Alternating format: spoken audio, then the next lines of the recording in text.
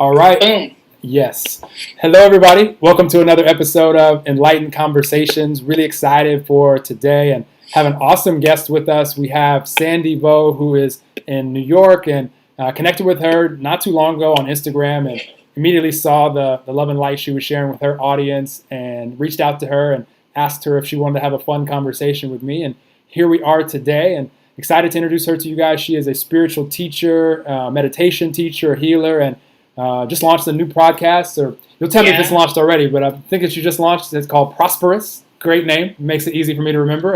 It's rare that I promote because I don't remember people's names of the podcast normally, but yours is easy. So Prosperous with Sandy Vo. That stood out. I remember on your thing. Thank you. Thank you so much. Excited to introduce you guys to Sandy. And if you could share with the audience so they're more familiar with you, who you are, what you do, why you do it, all these good things. Yes. All the good things. Well, first of all, thank you for just reaching out. I love that so much. And I love that we have the opportunity to be able to do that through technology. Like, it's a great way to connect. So a little bit about who I am. I am Sandy. I am a matcha tea lover. I'm really good at making delicious matcha tea. I live in upstate New York, and I have a puppy named Brody, and my fiance and I just got engaged in October. And I have an online business as a meditation teacher and spiritual teacher, and I work with a lot of business entrepreneurs, coaches, healers to help them prosper in their next evolution of business and life, because we're always evolving. And I find that where we get the most stuck is how do we integrate this next evolution that we're feeling pulled towards with who we are today and who we know that we're becoming. And then at the same time, it's like the unlearning that's involved in the process of all of that too. So I help entrepreneurs and coaches to find the bridge between the two worlds, the world of the outer world of our thoughts, our actions, our words, our deeds, with our inner world of our wisdom. And so really helping them to create that bridge so that they can pull out their own wisdom and feel more confident in the way that they're making decisions in the world, and to feel like when something comes through to them, they can receive it and they can just express it. So you talked about my podcast. My podcast called Prosperous is truly like a sanctuary where we get to explore what it looks like to honor the highest expression of your soul. And when it comes down to it, that's really what I enjoy helping people to do, fully express themselves. I love it. Such important work and powerful work, helping people that probably when you first meet them to some degree are super focused on the external and making sure that looks the way that they want it to look. Nothing wrong with that. However, without the focus on the inner work, and you mentioned being a meditation teacher first, so that's probably a foundational part of what you're sharing with people right off the bat. I know without that element of life, like, life was totally different for me. Like, I needed it for so many reasons, not only to be able to connect with, who I truly am, who we all truly are, and I do it every day on purpose right at the beginning of the day. Also to be able to uncover some blind spots that I had in life where I wasn't even aware that they were affecting me energetically, and through meditation, because of asking specifically, show me things that I don't see. So many things, but I'm always curious, and I'm going to ask you multiple questions about what you're doing now. But I think it's always great for the audience to know, like, what they're seeing, this version of you right now that's evolved throughout your life experience. All of us start off as little unconditional loving little babies and bright-eyed bushy tail, and for many of us, I won't say all, but probably most, we forget along the way of who we truly are and start comparing ourselves to other humans and asking, are we enough, and all these things. Did you ever go through any of that, or did you remember all the way through? Like, or how did your light bulb either illuminate or re-illuminate, or how did that work for you? Yeah, as you're sharing this, I'm like, did you listen to my podcast episodes? No. Because I literally talk about all of that. Yeah, I feel like we all go through this, right? Because we are born as these beings who we're vibrant, we're expressive. I actually shared this on my podcast episode about how when I was born and I was like 5-6 years old, I remember watching videos of myself when I was younger, like dancing on top of the table in my diapers and like a shirt and sunglasses on and like rapping to music, and I had family around me and everyone was cheering me on, and it was so easy to be this vibrant, passionate piece, like ball of love, right? And it was so easy to be yourself. And then as we grow older and we experience life and society and, the way that we're taught within our culture, we basically train ourselves how to suppress who it is that we really are. And we think that who we are is not enough in the world. And so we go on this path of achievement and achievement and achievement. And that's pretty much what my path looked like. I am half Vietnamese, quarter African American, quarter Indian. And so I feel like right off of the bat, I felt very different. And I remember being a kid going into pre-K for the first time, getting bullied because I didn't know how to speak English. And English is my second language. So I remember they would make all these silly faces at me, like eye movements. And I remember that was the very first time that I learned that it wasn't safe to be me. And I think we all have had experiences like that in one way or another, whether it happened at a younger age or whether you said something to your parents or you fully expressed yourself to your parents, and because they weren't fully expressed, they're telling you to dim your light. And you learn at a very young age that it's not safe to be yourself. And so then you start looking to the outside world now for information on how you should be, if who you are right now is not enough. And so that's what I started doing. And I felt that I was always the outcast and that was trying to fit in, but didn't fully feel like I ever fit in. And I think the most pivotal moment for me was when I had a series of life events that led me down a path of depression. So my father had left the family, who I'm really, really close with my father, and him and my mom, they went through a divorce, and it was pretty nasty. And he ended up just leaving, like literally just upping and leaving. At the same time, my cousin, who I am super close to, she passed away from leukemia. And she's like that person that, how everyone kind of has that one person that they could call or lean on when something is going on. At least I hope so. And she was that person for me. And so when she passed away, this was all happening during the time in college, I felt like I was experiencing this abandonment.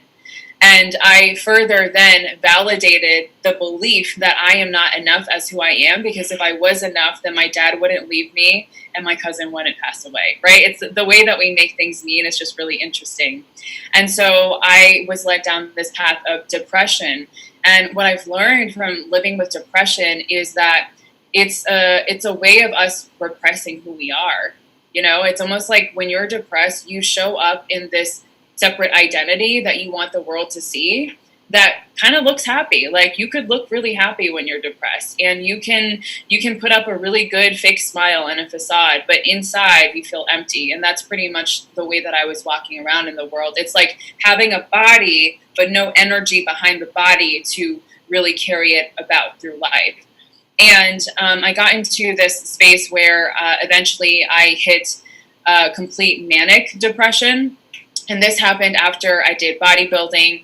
I launched my business. This was back in 2013. I was a junior in college. I launched a business. I wrote a book. I published it on Amazon. Did all these things within a short amount of time in one summer. And my whole entire body collapsed. And my mind, everything collapsed. And I became manic.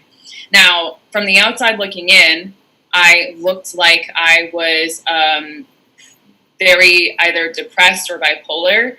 But what I realized during that time is that I was going through a spiritual awakening, and that I was waking up to a higher part of myself that I didn't know that I had.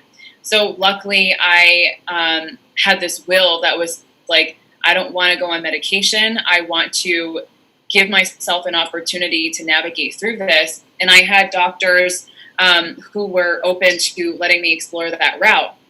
And that's how I was led to my meditation teacher. And my meditation teacher literally taught me everything that I needed to know to set this energetic foundation that I then now build my life on. So today I am engaged with my soulmate. I'm living in a place that I once dreamed of.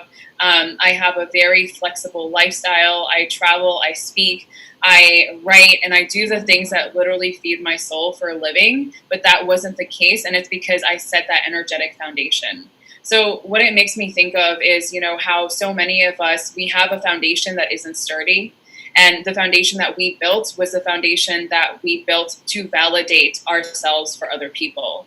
So it's almost like the unlearning work that we have to do. And I love what you said, Noelle, about meditation, because meditation helps us do exactly that. It's a systematic process of peeling back all the layers that are covering your soul that are no longer in alignment with who you are, so that you can show up as this pure channel to receive the information to then fully express it into the world. Hmm. So you said so many powerful things right there, Sandy. I love it so much. Like your story, so powerful. This is why I asked that question, because I just want to know like the whole behind the scenes. Because we see you as right now this powerful being that is helping people and first leading by example, because obviously you're living it, and then being able to share this with people that are now your clients and those that are attracted into your life and all these different ways. I love it so much. Yes, without meditation, and you mentioned like depression, and I've always considered myself to be super, happy person. The challenge for me was it was all dependent on the external results. And so if I was an athlete, like I thought I was going to play professional sports. I was a baseball player in college and injured myself and couldn't play anymore. But even while I was still playing, if I had a good game, I'd be in this great mood. You'd love being around me. If I didn't play so well, like you just wouldn't want to be around me. And like I'd be what you consider to be a moody person. And it was always dependent on the external. And not until like really just discovering that, I could reflect what I wanted to see in life from here, from inside, and, learning how to do that. And again, meditation is a big part of that, because now for me, and that's why I suggest for everybody, and I'm curious what your thoughts are on this, it always seems easier to start the day in this energy where I'm not demanding of myself to be like blissed out. Like I know how to get to bliss and beyond and just letting momentum carry me there.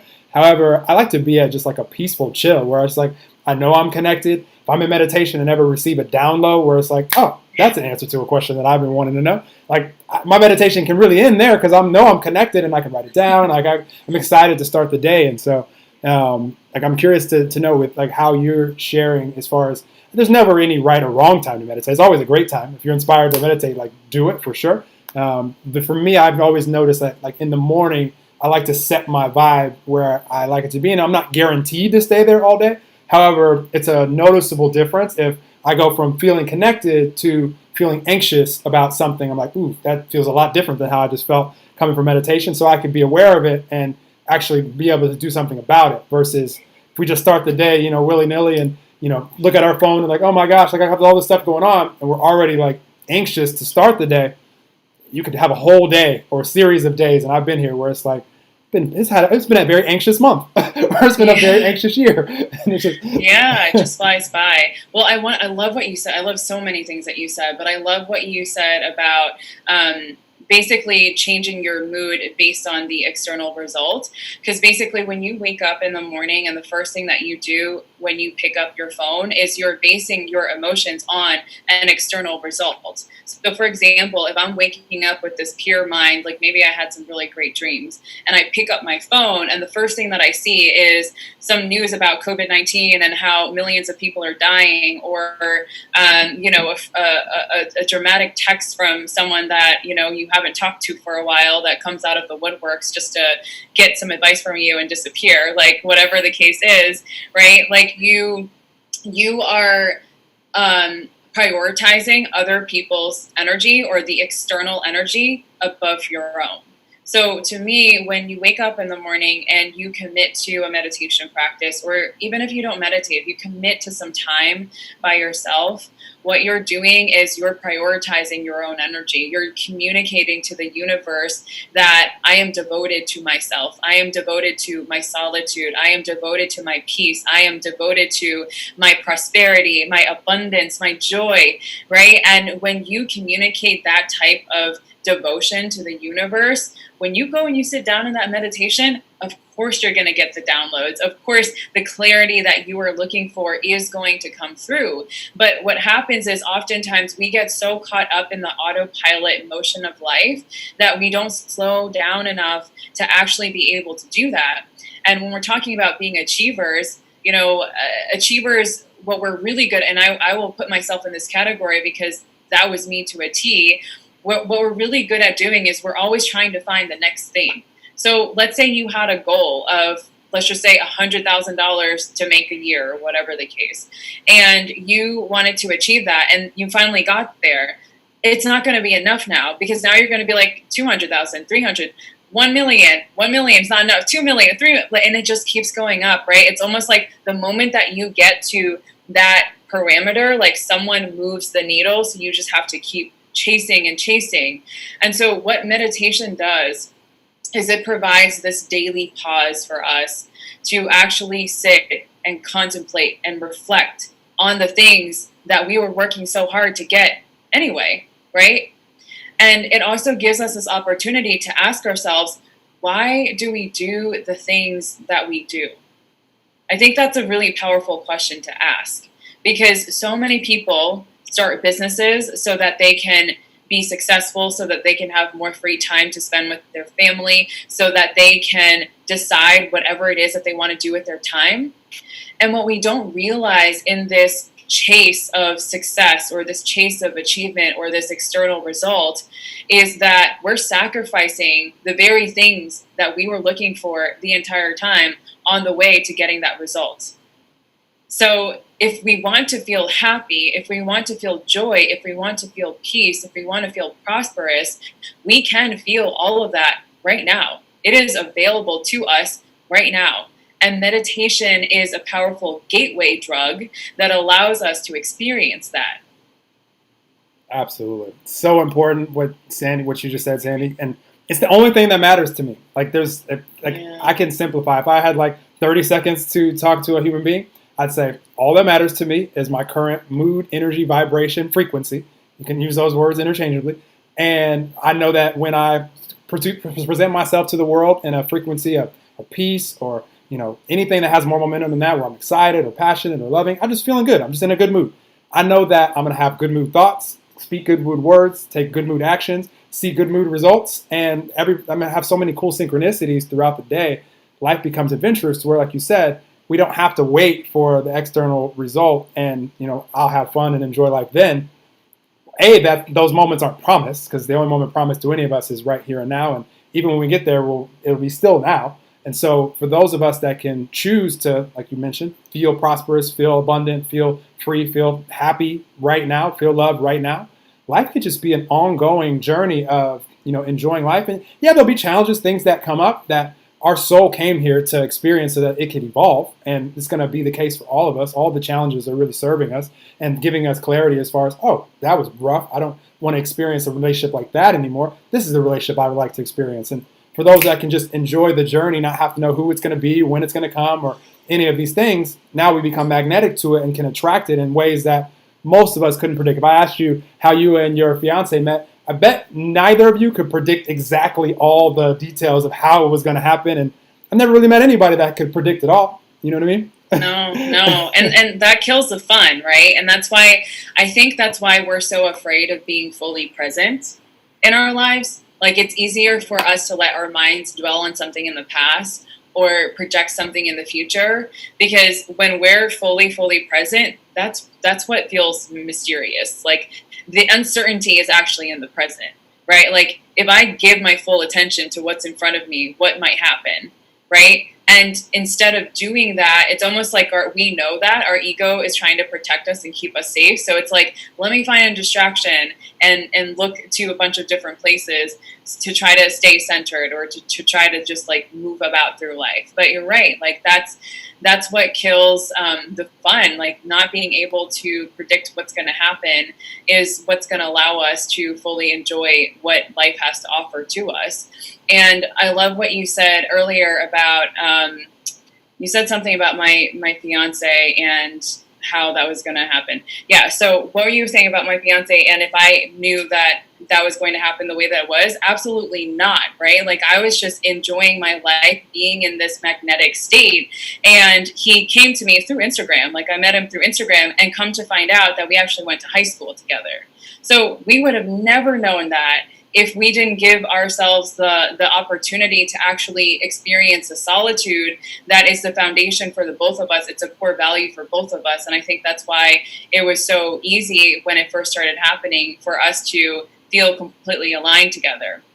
So I know that a lot of people who are watching this right now, like they might be rolling their eyes because when you're an achiever, like you want an external result, right? Like you want to know, okay, like, but how do I get that external result?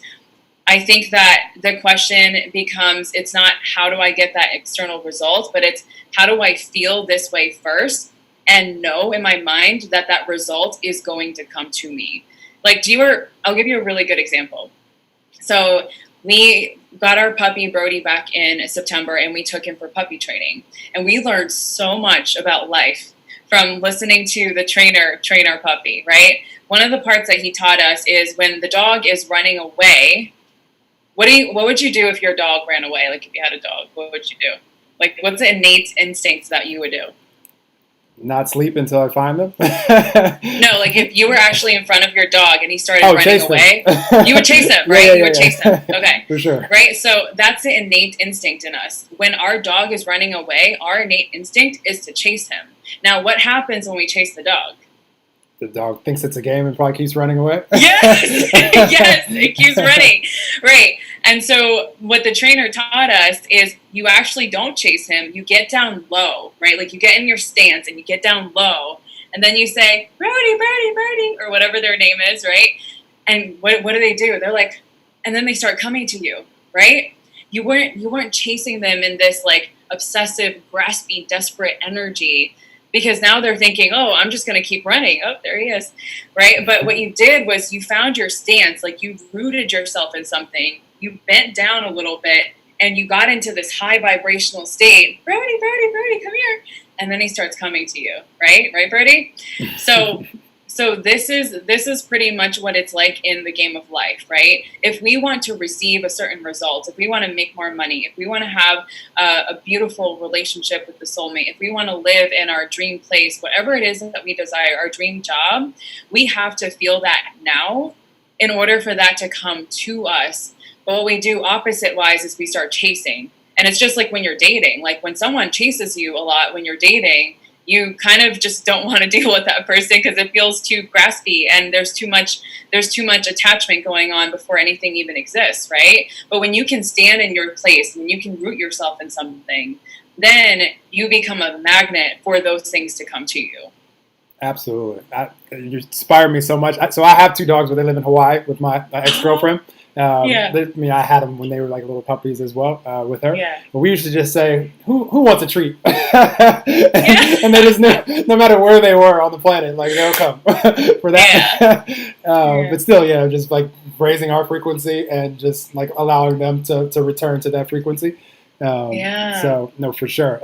The thing that I love to share and just remind when it comes to like manifestation of anything is, if we knew, which is true anyways, but if we knew that whatever we wanted, whether it be relationship or career, financial, health goal, whatever it is, was at the end of this like pathway. Like it was like it's whatever distance away it is, and the moment that we get excited about it, like we're already headed in that direction. And in truth, it's actually heading towards us at the same time. Like we don't know the amount of time that it's going to take from where we are to there. And if we can really just enjoy the whole journey of it, like we have the cliche of enjoy the journey, that actually shrinks the distance. It can shrink it like dramatically because we're just on the path and we're headed there. We don't know how it's going to happen. We don't know where the path leads. We don't know any of this stuff. But if we can trust and just know that if we're in a good mood about it, if we're excited, if we're enjoying the moments, like we're on it. And if we're stressed about it and we're worried about it or pushing or chasing, like you mentioned, then in those moments we're just off the path for that moment because we're more of a match to the lack of having it. Our energy is going in that direction, so we're just going to continue to go that way. So, I mean, easier said than done, I guess, but this is why I do what I do. And I know one of the reasons you do what you do, Sandy, is because once we can have the awareness of this and then start applying in our lives and seeing results, then it's like, oh, I don't have to worry about how any of this stuff is going to happen or what. Like, it doesn't matter to me. The adventure of it is the not knowing and the actual wow, I never could have predicted meeting this person, and now my business is going in all this different direction. Or having a conversation like this with Sandy, like we didn't even know each other existed on the planet a month ago. Like it just all of a sudden, like the universe can bring us together, and we can flow out awesome energy that will spark awareness in someone out there and uplift you, and then you go, do the same, be the light for someone else. So I love this so much. Like so a really powerful question to ask yourself is, how can I become an energetic vibrational match for the thing that I desire? So if your desire is to make more money, to have better relationships, how can you hold that energy within yourself right now? Because if it's true that we are all vibration and we are all energy, right? Like we learned this in physics class, but we just didn't apply it in a spiritual manner, because all of science is spirituality. It's the same thing, right? If we know that we are all energy and we are all shimmering vibration, right? Like vibratory beings, like there's a bunch of vibrational energy that's being pieced together to make up this physical manifestation of a body right now. If we know that to be true, then that means that we can hold an energetic vibration of anything that we desire. And if we can hold that, then we will become a match for those things to come to us, because it already is available to us. And it's a very wild concept to believe or grasp your mind around. So you almost have to go through the path of like the opposite end so that you can actually experience it, to know what it's like to be able to just receive. That's really the work there, right? Like when I think about prosperity, I think about how it is an energetic state of being, about how we're expanding our capacity to receive. So the more that I can receive, knowing that everything that I desire is already available to me, the more that I'm going to be able to feel in full alignment, and I will attract the things that I desire. I love it. So important. This is such an awesome conversation, Sandy. So good. So you told me how much, and I'll edit this part out of the actual podcast, but you told me you only had a limited amount of time, so I don't want to keep like asking you questions. And there's a specific question that I'm going to ask you, just that I want to squeeze any juice that you want to share with the audience out of you. I'll ask that now, and then you tell me what timing you have and all those things as far as to keep talking. I could talk to you for as long as we wanted to talk to each other. It's just fun. But knowing that the internet is going to live forever, and it'll probably outlive us, in this physical body. Anything that you would want the audience to know, it could be, I mean, you've been doing it the whole time, but knowing that someone could listen to this in 50 years from now or whenever, I just always want to make sure that anything that you've been focused on a lot lately, or anything that wants to flow out of you is all I would want to know from you. I love that.